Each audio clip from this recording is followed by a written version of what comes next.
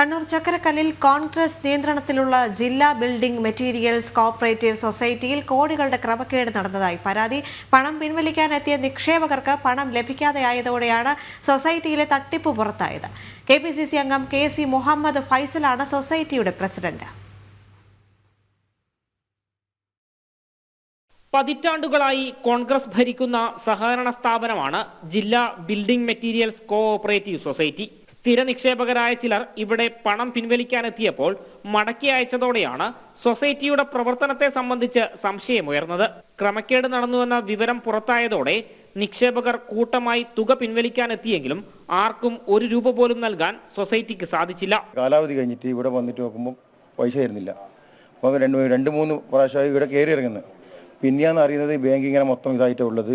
ഈ സെക്രട്ടറി, പിന്നെ ഇവിടുത്തെ വാച്ച്മാന്, പ്രസിഡന്റ് ഇവരെല്ലാം വരയിൽ കഴിഞ്ഞ സ്വത്തെല്ലാം സമ്പാദിച്ചിട്ടുണ്ട്. ബാങ്കിൽ 5 പൈസ ഇല്ല ഇപ്പോൾ ഇവിടെ.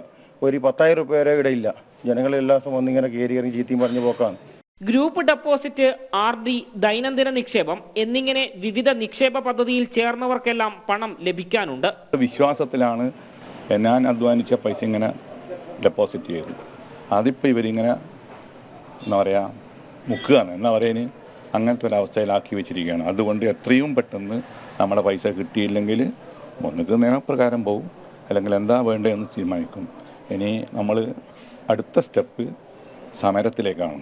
നമ്മളെല്ലാവരും ഇവിടുത്തെ ഡെപ്പോസിറ്റുകാർ മാത്രമല്ല നാട്ടുകാരെ എല്ലാം കൂട്ടിയിട്ട് ഒരു സമരമുറയിലേക്ക് നീങ്ങേണ്ട സ്റ്റെപ്പിലാണ് നമ്മൾ ഉള്ളത്. യോഗ്യതയില്ലാത്ത ആളുകളെ സ്ഥാപനത്തിൽ തിരികെ കയറ്റിയതാണ് ഇപ്പോഴത്തെ പ്രതിസന്ധിക്ക് കാരണമെന്നും കമ്പ്യൂട്ടർ വൽക്കരണം പോലും ഇവിടെ നടപ്പാക്കിയിട്ടില്ലെന്നും നിക്ഷേപകർ പറയുന്നു. ഇപ്പോൾ കമ്പ്യൂട്ടർ ഇല്ലാതെ ഇന്ന് പെട്ടിപ്പീടിയൽ വരെ കമ്പ്യൂട്ടറാണ്. അതുകൊണ്ട് അതൊന്നും ഇവിടെ ഇല്ല.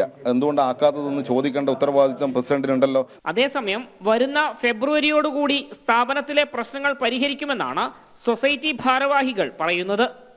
ജനം, കണ്ണൂർ.